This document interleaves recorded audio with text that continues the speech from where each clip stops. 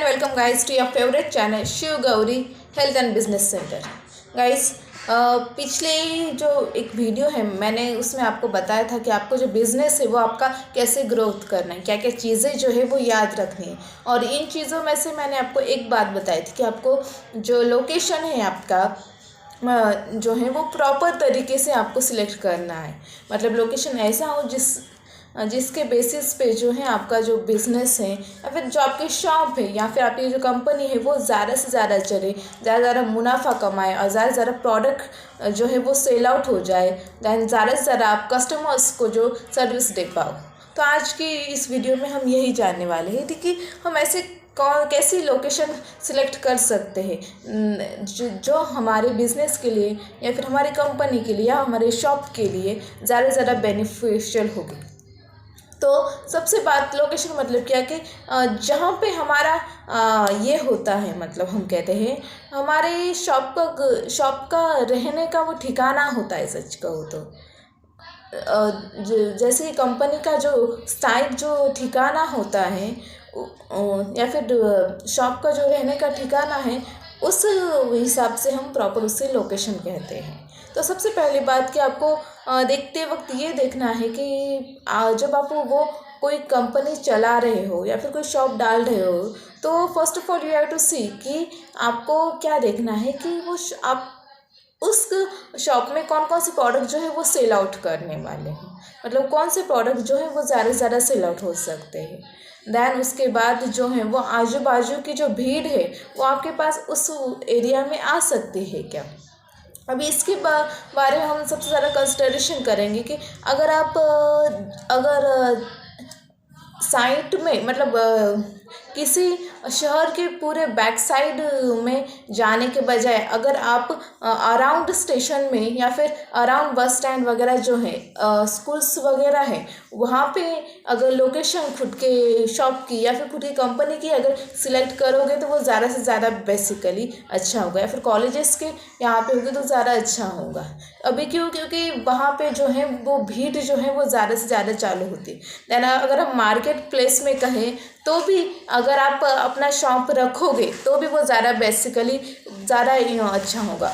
अब इसका भी रीज़न यही है कि पब्लिक जो है ज़्यादा से ज़्यादा जो है वो मार्केट में होती है एंड आफ्टर स्कूल्स कॉलेजेस में and after that bus stand का वगैरह जो एरिया होता है वहाँ पे जो पब्लिक है वो ज़्यादा से ज़्यादा होती है। एंड स्टेशन अगर हम कहें तो भी वहाँ पे पब्लिक का जो आना जाना है वो ज़्यादा से ज़्यादा रहता है। और आपकी शॉप अगर उस एरिया में अगर होगी तो भले ही बाकी लोगों को ज़्यादा से ज़्यादा पता ना हो बट आपके होर्डिंग बोर्ड से या फिर आपके दुकान पे जो नाम वगैरह होता है आपकी सर्विसेज के अगर आपने लिखी होगी रिटर्न फॉर्म में भी अगर आपने लिखी होगी या फिर आपके दुकान के सामने भी अगर वो रखी होगी लिख के या फिर प्रिंटिंग करके या फिर कोई भी जो अगर हमको कई पोस्टर्स जो है वो चिपका के अगर रखे हो गए तो जो है वो पब्लिक जो है वो देखती है। तो आपको मतलब क्या होता है कि वो आपकी डायरेक्टली पब्लिसिटी हो जाती है और अगर किसी कस्टमर को ज़रूरत होगी तो वो डायरेक्टली आपके पास आ जाता है। तो मैंने आपको बता दिया कि ये पहले बात बताई कि आपको कैसे लोकेशन याद रखनी। दैन उसके बाद कि आप जो है वो प्रोडक्ट कौन सा सेल आउट करने वाले पहले आपको ये देखना है। क्योंकि अगर आप मेडिसिन्स वगैरह सेल आउट कर रहे होगे तो आपके लिए ज़्यादा से ज़्यादा हॉस्पिटल्स के बाजू में या फिर हॉस्पिटल के जो है आपको अपना मेडिकल स्टोर बना के रखना ये ज़्यादा ज़रूरी है। मतलब ज़्यादा मुनाफे में है क्योंकि आप इससे ये कर सकते हो कि देखिए कि हॉस्पिटल्स में बहुत सारे पेशेंट्स होते हैं और आपके मेडिकल में दवाइयाँ होगी तो कोई भी पेशेंट का हो वो यही सोचेगा कि ज़्यादा बाहर जाने के बजाय मैं क्यों ना इसी मेडिकल से जल्द जो है जो कुछ भी मेडिसिन से वो ले लूँ। और आप उसके बाद जो डॉक्टर्स से जो है वो भी अगर थोड़े से कोलैबोरेट कर लोगे तो भी आपका जो बिज़नेस है वो ज़्यादा चलेगा मेडिकल का। देन आफ्टर दैट अगर आपकी कोई एजुकेशनल शॉप है या फिर हम कह सकते हैं कि अगर आपके एजुकेशन से रिलेटेड मटेरियल अगर हैं तो आप जो है कॉलेजेस या फिर स्कूल्स के बाजू में जो है आप ये कर सकते हो, मतलब क्या कि आप दुकान लगा सकते हो, क्योंकि जाहिर सी बात है कि बहुत सारे बच्चे वहाँ पे होंगे।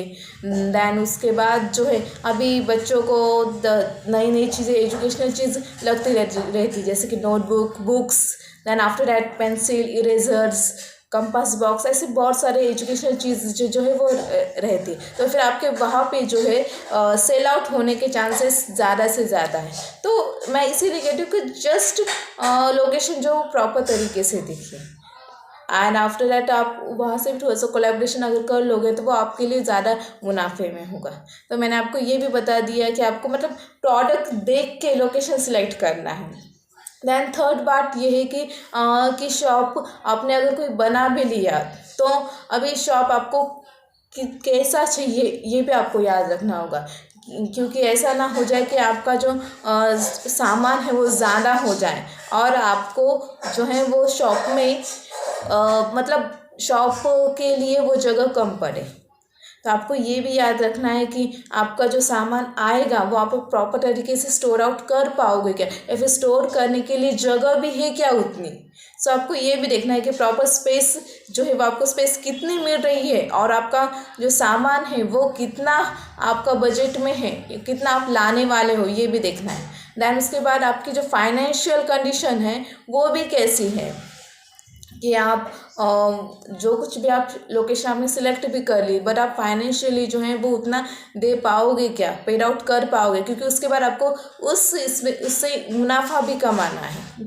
एंड सबको फाइनेंशियली भी चीज़ें याद रखनी है। एंड आफ्टर दैट कस्टमर्स जो हैं वो जल्द से जल्द आपके पास या आपके शॉप के पास पहुंच सकता है या नहीं, इसके बारे में भी ध्यान रखना है। और इसके मैंने आपको बताया था कि आपको मेडिकल स्टोर्स जो है वो कहाँ पे रखना है।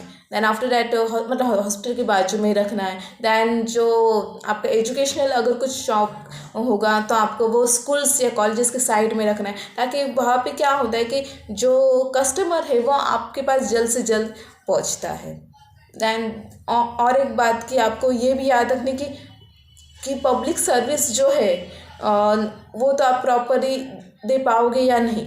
दैन आफ्टर दैट उसके बाद आपको लास्टली ये भी याद रखना है कि जब आप कोई शॉप बनाओगे तो जाहिर सी बात है कि आपको ये भी याद रखना है कि देखिए आपको वो जो माल है वो कहीं से बाहर से मंगवाना पड़ेगा, ये भी बात है।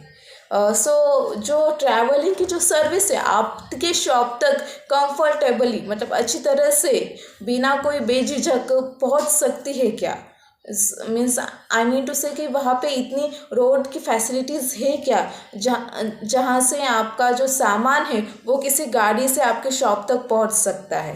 दैन आफ्टर दैट आपको ये भी याद रखना है कि आपके आजू बाजू में आपके शॉप के सराउंडिंग में पार्किंग एरिया है क्या, क्योंकि बहुत बार ऐसा होता है दोस्तों कि बहुत लोगों की शॉप बहुत अच्छी होती है बट बात ये होती है कि लोगों को वहाँ पे पार्किंग करने के लिए जगह ही नहीं होती है। सो उन्हें कस्टमर्स को एक क्वेश्चन होता है कि अगर हम इस शॉप से कुछ सपोज कुछ खाने की भी चीज़ें अगर लेनी है, सपोज हम होटल के ही बारे में बात करते हैं कि होटल बहुत अच्छा है, वहाँ पर खाना वगैरह बहुत अच्छा है, लेकिन वहाँ पे पार्किंग के लिए व्हीकल पार्किंग के लिए जगह ही नहीं है।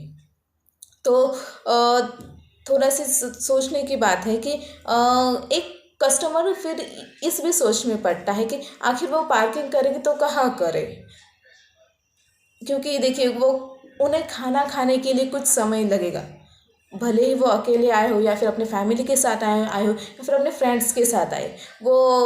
और जाहिर सी बात है कि अगर हम बहुत बार होटल में आते हैं तो ज़रा सा धीमे वर्कआउट चलता है, कस्टमर का कम से कम तो एक रिलैक्सेशन के मोड में हुए होते हैं। सो वो सोचते हैं कि वो आराम से वो खाएंगे एंड आफ्टर दैट उसके बाद वो वहाँ से निकल जाएंगे। लेकिन अगर वहाँ पे पार्किंग की सुविधा अगर नहीं अवेलेबल होगी आपके एरिया में तो क्या होगा कि वो दिक्कत होगी उन्हें कि वो पार्किंग करे तो क्या करे, और हो सकता है कि इस छोटे से रीज़न की वजह से वो आपका कस्टमर्स जो है वो चला जाए। तो आपको ये भी देखना है कि वहाँ पे आपके सराउंडिंग एरिया में पार्किंग एरिया है या नहीं।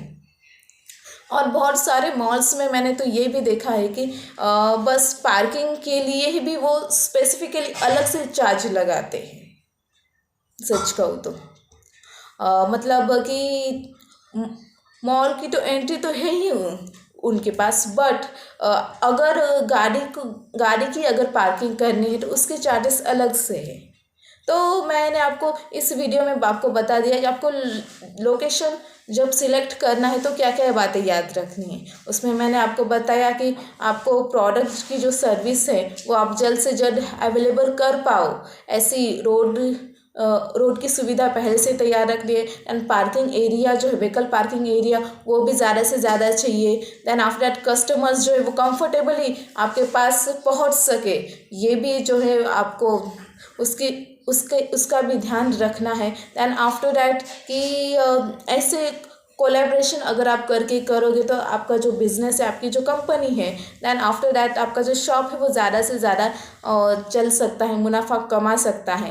देन उसके बाद मैंने आपको ये भी बताया कि आपको और क्या क्या चीज़ें करनी है। जैसे कि मैंने आपको बताया कि आपको ऐसे एरियाज़ में शॉप आपकी बनानी है, ये जहाँ पे जो है आपका जो माल है, जो प्रोडक्ट है वो ज़्यादा से ज़्यादा सेल आउट हो जाए। जैसे कि मैंने आपको मेडिकल शॉप का ये उदाहरण दिया। एंड आफ्टर दैट एजुकेशनल जो है इंस्ट्रूमेंट हम कह सकते हैं, एजुकेशनल चीज़ें जो सेलिंग करने का जो है वो भी मैंने बता दिया। देन आफ्टर दैट आपको ये भी याद रखना है कि ज़्यादा से ज़्यादा क्राउडेड एरिया में अगर आप अपनी खुद की शॉप रखोगे तो आपको बहुत बहुत ज़्यादा बेनिफिशियल होने वाला है। अभी इसका फ़ायदा सबसे ज़्यादा होने ही वाला है, क्योंकि बहुत बार ऐसा होता है कि अगर कस्टमर्स को पता नहीं होता है, किसी नए कस्टमर्स को, बट फिर भी वो आपकी आउटसाइड पब्लिसिटी की वजह से वो आ जाता है, और आपको पब्लिसिटी करने की ज़रूरत उस वक्त नहीं होती, क्योंकि आपके जो होर्डिंग्स होते हैं, जो बोर्ड्स होते हैं, वही ऑलरेडी पब्लिसिटी आपकी कर देते हैं। फिर मैंने आपको इस वीडियो में इतना बता दिया। Thank you so much for watching this video with such patience. Thanks a lot. अगर आप इस चैनल पे नए आए हो तो first of all subscribe my channel, ताकि मेरी जो वीडियो है वो आपको पहले ही मिले जब मैं अपलोड करूँगी, मतलब उसी सेकंड में आपको वीडियो जो है वो मिलेगी। एंड लाइक दिस वीडियो, ज़्यादा से ज़्यादा बाकी लोगों के साथ शेयर कीजिए। Then keep growing, shining, brightening, खुद भी बुलंद रहिए, बाकी लोगों को भी बुलंद कीजिए, और आसमान की ऊंचाई हमेशा छूते रहिए। Thank you so much. Thanks a lot.